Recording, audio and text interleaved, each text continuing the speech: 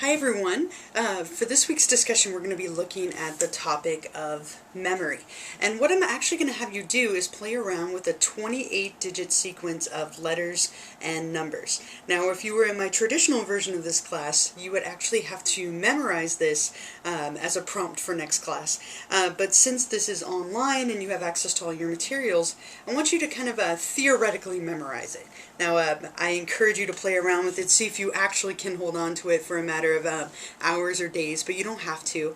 What you're going to be doing is, in a moment I'll give you the 28-digit sequence. You're going to look at it, try and memorize it, and then the whole focus of the discussion will be on what are the things that you would do if you needed to memorize it for a matter of seconds versus a matter of days. And then you're also going to be sharing with me some of your tips on your kind of memory strategies for exams and otherwise. So again, I'm going to be pushing your mind here in this discussion this week to memorize something quite lengthy. But I know you can do it. So here we go. Let me get you the sequence so that you can go ahead and start memorizing.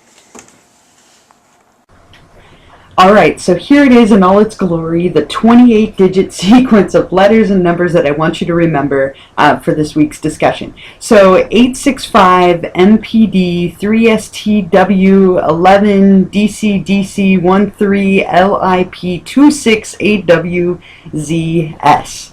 A mouthful, right? That's a lot. It's a lot of digits. It's definitely more than your short-term memory can handle. And if you remember back to the lecture and the book, right, your short-term memory can only hold 5 to 9 pieces of information on average. So you're definitely going to have to work at this if you want to hold on to it. And that's really what I want you to focus on for this week. If you did have to hold on to this ridiculously long sequence of letters and numbers, right, what would you do? How would you manage to do that? And so just as an example, let me show you how I remember this. So this did take me a little bit to come up with.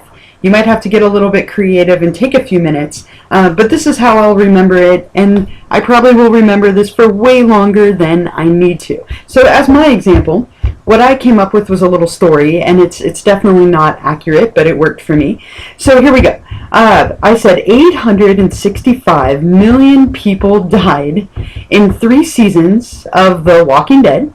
11 died at the CDC. 13 live in prison. 26 at Woodbury. Zombies suck.